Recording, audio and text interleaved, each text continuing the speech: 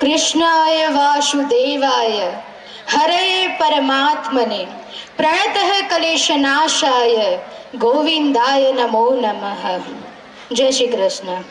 સૌપ્રથમ આપ સૌને ગણતંત્ર દિવસની શુભેચ્છાઓ। ભારત દેશ 15મી ઓગસ્ટ 1947ના રોજ આઝાદ થયો હતો। તેના 2 વર્ષ બાદ એટલે કે 26મી જાન્યુઆરીના દિવસે તેને પ્રજાસત્તાક મળ્યો, જેને આપણે સૌ 26 જાન્યુઆરી એટલે કે ગણતંત્ર દિવસના નામે ઉજવીએ છીએ। આજે ફક્ત ગણતંત્ર દિવસ જ નહીં, તેની સાથે સાથે 26 ફૂટ ઊંચી શ્રી મેઘદાદાની મૂર્તિનું અનાવરણનો કાર્યક્રમ પણ છે અને માં ખોડિયારનો પ્રાગટ્ય દિવસ પણ છે। તો તે વતી હું આપ સૌને તેનું શુભેચ્છાઓ પાઠવું છું।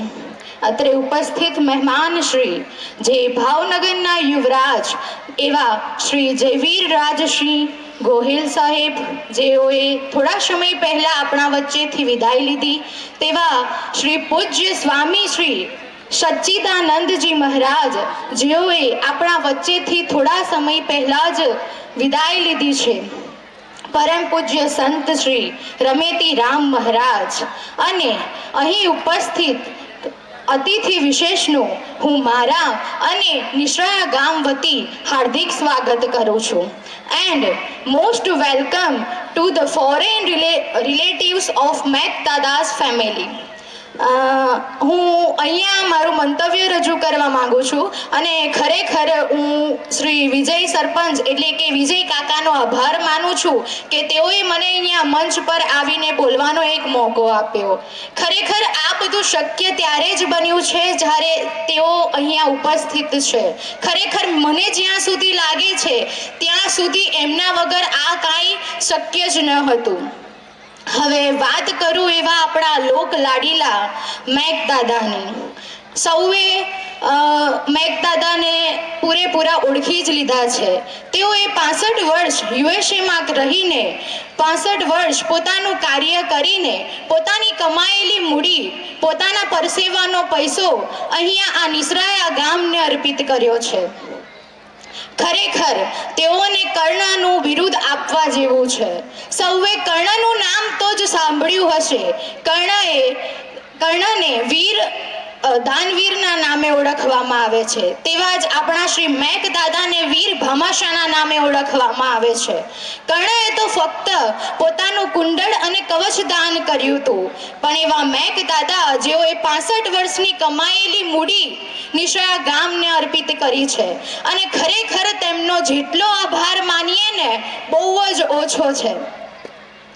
તેઓએ જે પણ આ નિશ્રાયા ગામને દાન કર્યું છે ખરેખર તેમનો આભાર માનવા જેવો છે, પણ તેઓએ ખૂબ મોટું એક દાન કર્યું છે, જે છે શિક્ષણ માટે।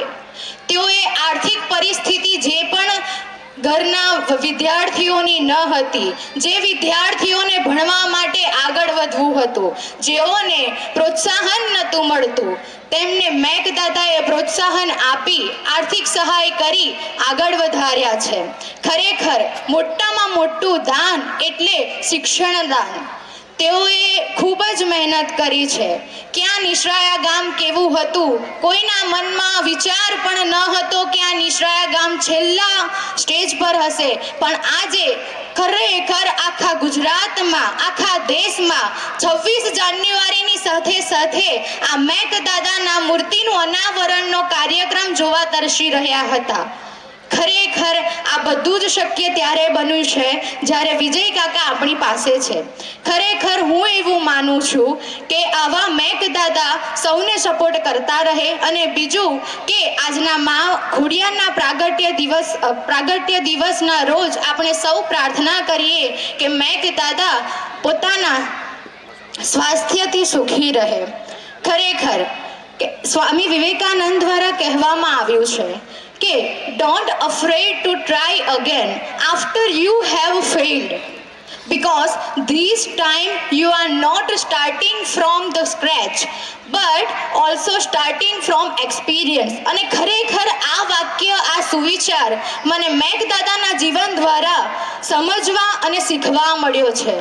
બસ છેલ્લે એટલું કહેવા માંગુ છું કે આપ સૌ ખૂબ દિલથી ખૂબ તેઓનો આભાર માનો. અને 2 લાઈન વિજય કાકા માટે પણ કહેવા માંગુ છું કે આજનો પ્રોગ્રામ જે એમને અહીંયા ઘડ્યો છે, આજુબાજુના ગામની દરેક દીકરીઓને બોલાવીને જે કામ કર્યું છે, ખરેખર તેમના વતી હું આભાર વ્યક્ત કરું છું.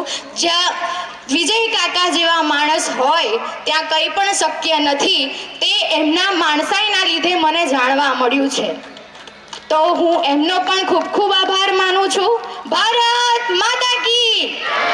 અવાજ આવી નથી રહ્યો બરાબર, ભલે આપણે થાકી ગયા હોય, પરંતુ આપણા ભારત દેશ માટે થોડું બોલવા વધારે થાક લાગે એનો કાંઈ વાંધો નથી.